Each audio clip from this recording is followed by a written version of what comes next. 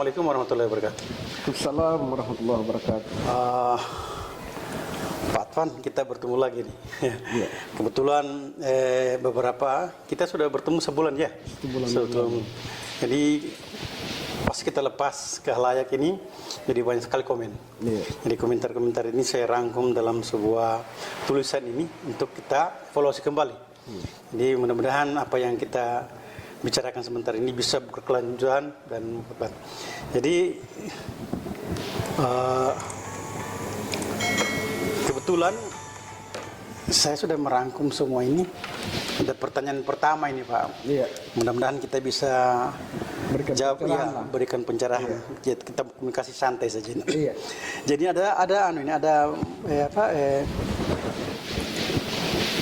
jadi saya langsung berpikir apa yang kita tangkap mengenai pendapat orang tentang mengenai tanah, bumi, dan air dan hubungannya terhadap kerisauan Bapak dengan ekonomi masyarakat ini, Pak. Iya, Ya, silakan, Pak.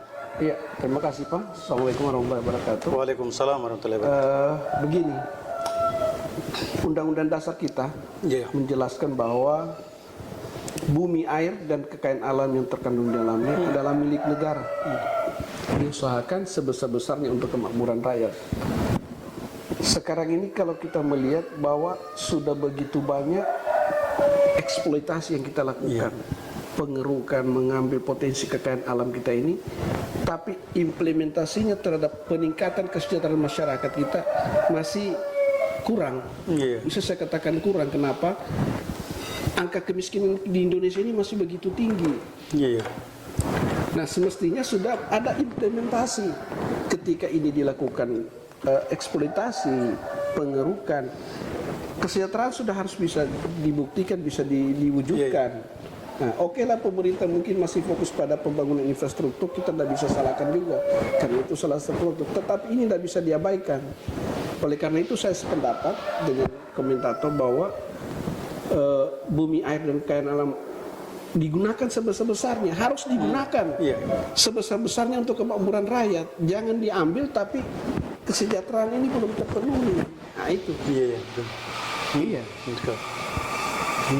Jadi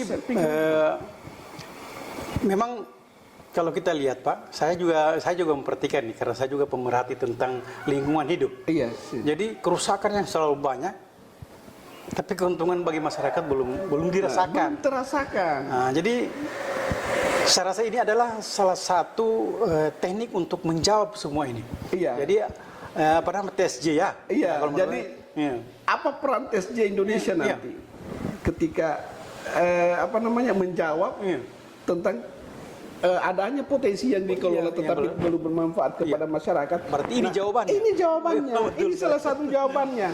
TSJ Indonesia nanti kita bicarakan di berikutnya nanti kita yang lebih pertajam lagi bahwa keuntungan yang diperoleh oleh tunjangan secara berjangka Indonesia yang seagagas ini kita upayakan untuk membuka unit usaha dan membuka lapangan kerja bagi masyarakat dari keuntungan ini.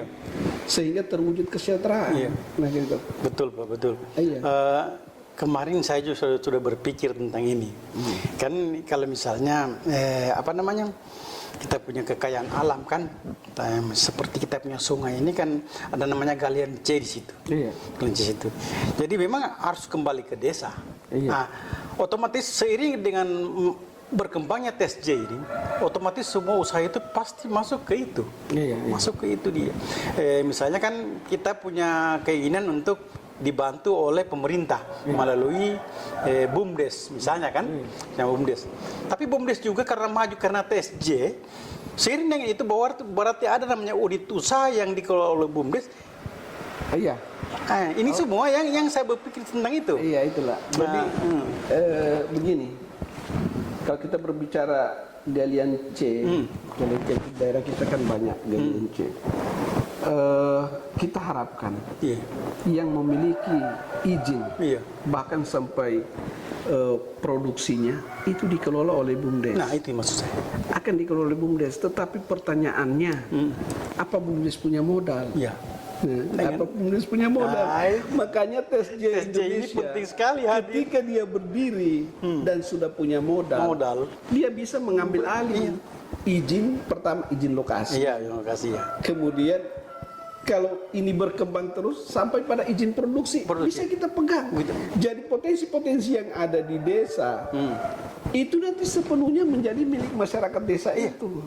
Kan seperti itu, Mas. Saya rasa begini, saya rasa pemerintah itu memang sudah kan sekarang kan mereka tidak biarkan kita mengelola karena kita bukan profesional. Sekarang kan seiring dengan berjalannya waktu, kemudian TSJ ini maju, otomatis masa pemerintah tidak mau berikan kepada desa. Jadi persoalannya adalah bukan hanya persoalan kemampuan mengelola, tidak, tetapi orang itu bisa cerdas kalau dia punya duit. Betul. Orang bisa cerdas kalau dia punya duit. Ketika BUMDes punya uang yang besar, kemudian sudah layak untuk mendirikan usaha, pasti dia buka. Sebodoh apapun orang desa itu pasti dia bisa buka. Karena dia punya uang. Yang persoalannya sekarang kita tidak punya uang. Ketika kita mengurus izin pun dipertanyakan, Anda punya modal nggak? Iya kan? Ketika kita belum ada modal, bagaimana bisa mendirikan usaha? Jadi menurut orang-orang punya istilah itu namanya ini TSJ ini embrio. Ini istilah embrio ini. Betul. Jadi dia akan menjadi awal dari semua usaha itu berkembang di desa. Itu. Jadi itu sejauh itu memang saya pikirkan bagaimana kehadiran TSJ Indonesia ini bisa menggerakkan semua. Nah, sekarang kita berbicara masalah industri rumah tangga, UMKM. Itu kan sebabnya tidak berkembang pemasarannya yang tidak jelas. Orang mau bikin produk banyak, pasarkan kemana? Tetapi dengan TSJ Indonesia yang kita buat ini, BUMDes, setiap desa ada BUMDes, kemudian ada yang mengontrol dari kabupaten, ada dari pusat yang membina. Ini akan tersalurkan dengan baik. Karena apa?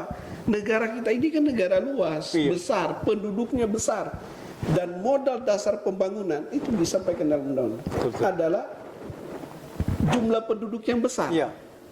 Itu modal dasar pembangunan. Di negeri ini apa yang tidak laku dijual? Selain makanan, pakaian, bahan bangunan, dan lain-lain perabotan, itu semua laku dijual. Bahkan sampai kotoran hewan, kotoran sapi, bahkan kotoran manusia disedot untuk pupuk organik. Jadi sampai kotoran pun sudah bernilai uang. Apa yang tidak laku dijual negeri ini? Yang persoalannya apa? Pemasarannya. Maka itu TSJ Indonesia hadir untuk memasarkan. Menjawab persoalan yang ada. Betul sekali. Itu yang jadi supaya TSJ Indonesia yang memasarkan. Betul. Jadi gitu. Jadi silakan Anda membuka usaha. Dari sektor pertanian silakan Anda produksi, dari industri rumah tangga silakan, dari perikanan silakan Anda. Kita yang pasarkan, kita yang buat teknologinya, kita yang pasarkan. Siapa pembelinya? Kita salurkan ke BUMDes seluruh Indonesia. Kan seperti itu. Jadi saya akan bacakan lagi nih, ada yang saya rangkum juga tentang komentar-komentar. Jadi ini komentar ini dia punya bunyi sama, cuma berbeda. Dia punya maksud sama, tapi pertanyaan cara menyampaikan berbeda. Jadi saya satukan saja. Macam ini kan ada koperasi dan sistem cari, beli dan serta jual uang itu, atau begini, cari uang, beli uang serta jual uang. Demikian dagang yang dimaksud. Jadi menurut Bapak bagaimana itu? Begitu. Saya tidak memahami seperti apa konsep pemikiran penanya kan. Tetapi saya memberikan gambaran di Indonesia. Apakah kita beli uang jual uang atau bagaimana? Tidak. Konsep saya jelas. Konsep saya jelas. TSJ Indonesia jelas. Barang-barang dari pabrik, baik itu perusahaan besar yang sudah bergerak dalam produksi bahan bangunan, bahan apa saja, kita kerjasama di situ. Kita yang pasarkan. UMKM, mereka punya produk, ayo kita yang pasarkan. Kita kerjasama, ayo mari. Industri rumah tangga, ina-ina ibu-ibu yang bikin industri rumah tangga, mereka kesulitan pemasaran, kita yang pasarkan.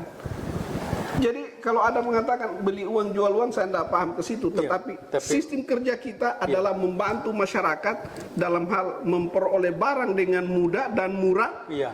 Kemudian memproduksi atau menjual barang dengan sistem kita. Iya. Jadi kalau mereka kesulitan dalam hal pemasarannya, ayo Ada tes. di Indonesia. Mari kami yang pasarkan. Anda silakan. tinggal produksi. Silakan masyarakat berkreasi.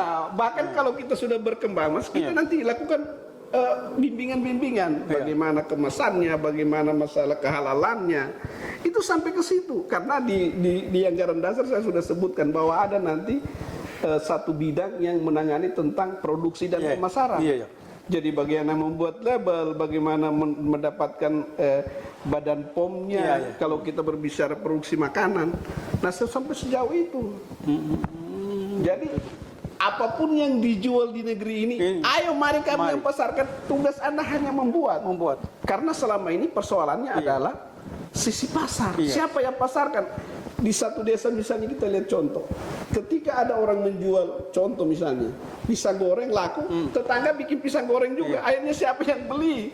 Nah, apalagi kalau sudah berbicara barang-barang kemasan misalnya. Misalnya contoh misalnya abon.